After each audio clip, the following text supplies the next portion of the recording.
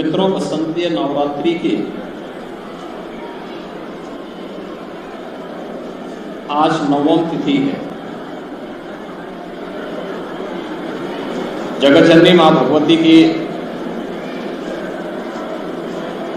सिद्धि प्रदान करने वाली पावन तिथि।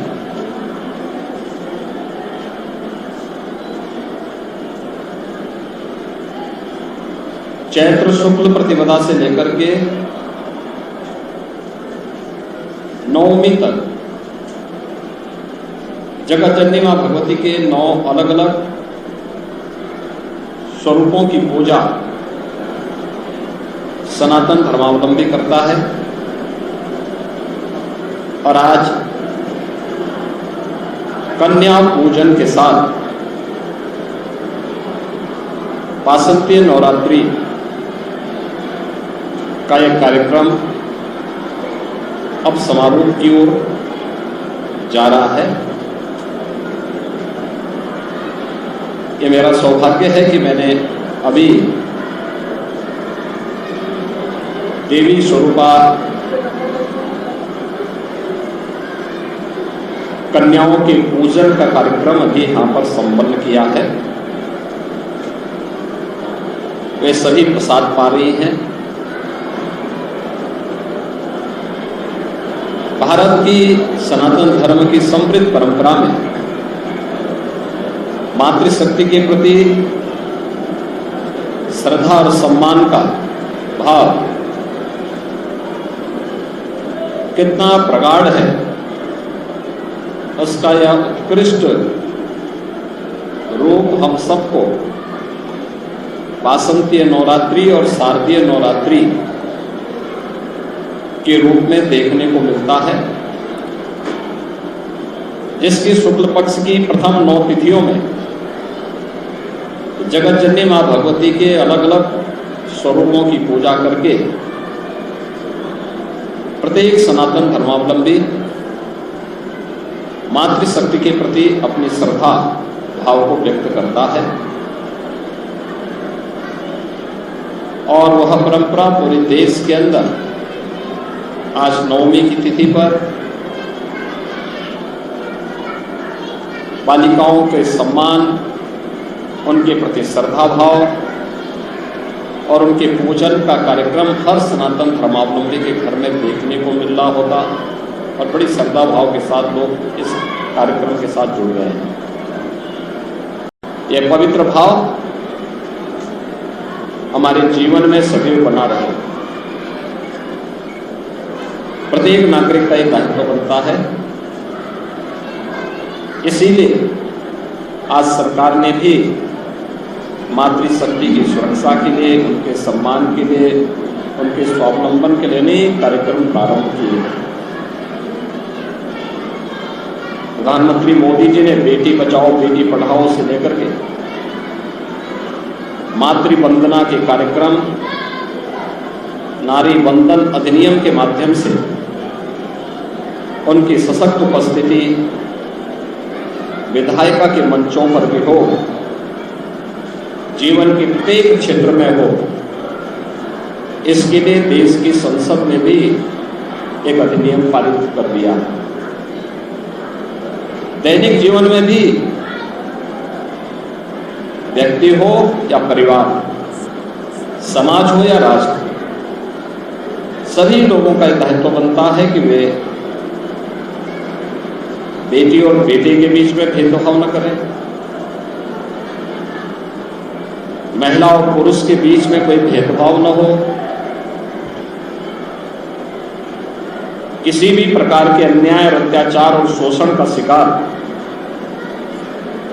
बेटी, बहन या मातृशक्ति का कोई भी रूप हो वह न होने पाए।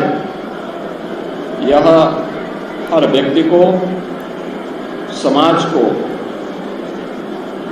और पूरे देशवासियों को इस बात को समझना चाहिए। तभी हम एक सशक्त और समर्थ भारत की परिकल्पना को साकार कर पाएंगे। आज की इस तिथि पर मैं जगतजननी मां भगवती के श्री चरणों में नमन करते हुए देवी स्वरूपा इन कन्याओं के पूजन के साथ मुझे जुड़ने का अवसर प्राप्त हुआ है। मैं वासंती नवरात्रि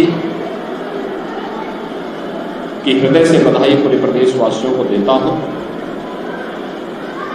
आज की पावन तिथि मर्यादा पुरुषोत्तम भगवान श्री राम के जन्मदिन से भी जुड़ी है। अभी कुछ ही देर बाद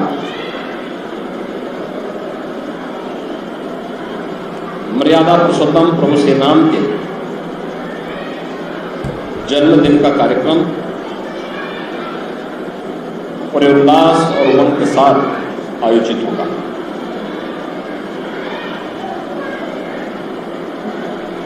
यहां पर कल से ही अखंड रामायण का पाठ चल रहा है। प्रदेश के हर देवालय में अखंड रामायण का पाठ कल से चल रहे हैं। अयोध्या धाम में भी उत्सव और उमंग का माहौल है। लाखों की संख्या में श्रद्धालुजन अयोध्या धाम प्रभु श्री राम लला के जन्मोत्सव में भाग लेने के लिए अयोध्या धाम पहुंचे हुए हैं।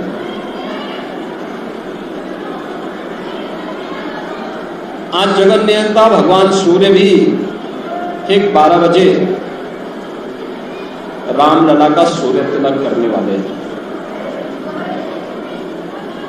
500 वर्षों की गुलामी की बेड़ियों को तोड़ करके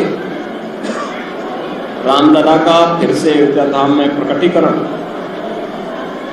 हर सनातन धर्मावलंबी के लिए, दुनिया की हर दबी कुचली शोषित मानवता के लिए एक नई प्रेरणा भी है और नया प्रकाश भी है। रामनवमी की पावन तिथि पर प्रत्येक प्रदेशवासी को मैं हृदय से बधाई देता हूं। मर्यादा पुरुषोत्तम भगवान श्री राम हमें जीवन में एक मर्यादित आचरण करने, समाज को सम और विषम परिस्थितियों में धैर्य न खोकर चुनौतियों से जूझने के लिए उनका उच्च आदर्श हमें एक नई प्रेरणा प्रदान करता है। व्यक्तिगत जीवन हो या पारिवारिक जीवन, सार्वजनिक जीवन हो या राष्ट्रीय जीवन, सामाजिक रिश्ते हो या राष्ट्रीय रिश्ते, उनका निर्वहन कैसे होना चाहिए, मर्यादा पुरुषोत्तम प्रभु श्री राम का उच्च जीवन आदर्श हमें यह प्रेरणा प्रदान करता है। अभी 1 वर्ष पहले ही प्रधानमंत्री मोदी जी के कर कमलों से 22 जनवरी 2024 को अयोध्या धाम में 500 वर्षों का इंतजार करते हुए रामलला का प्रकटीकरण का कार्यक्रम संपन्न हुआ। प्राण प्रतिष्ठा का कार्यक्रम पूरी भव्यता के साथ, पूरी दिव्यता के साथ संपन्न हुआ। और आज यह सौभाग्य की बात है, प्रधानमंत्री मोदी जी स्वयं रामेश्वरम में भारत के पहले ऐसे ब्रिज जो ऑटो मोड पर वहां से चलने वाले यातायात के लिए भी उपलब्ध होगा और उस पुल का इस्तेमाल यातायात के लिए भी किया जा सकता है। ऐसे ब्रिज का लोकार्पण भी रामेश्वरम में करने जा रहे हैं। रामेश्वरम हजारों वर्ष पहले भगवान राम ने भारत की उत्तर से लेकर के दक्षिण तक सीमाओं को कितना जीवंतता प्रदान की थी। भारत के पवित्र धामों में से रामेश्वरम पावन ज्योतिर्लिंग में से रामेश्वरम हमें एक नई प्रेरणा आज भी प्रदान कर रहा है। इस अवसर पर मैं रामनवमी की हृदय से बधाई प्रदेशवासियों को देता हूं। आदरणीय प्रधानमंत्री जी के द्वारा विरासत और विकास की इस प्रक्रिया को आगे बढ़ाते हुए रामेश्वरम के इस अनुष्ठान के साथ जुड़ने और भारत के पहले ऐसे ऑटो ब्रिज को भारतवासियों को प्रदान करने के लिए हृदय से मैं प्रधानमंत्री जी के प्रति आभार व्यक्त करता हूं।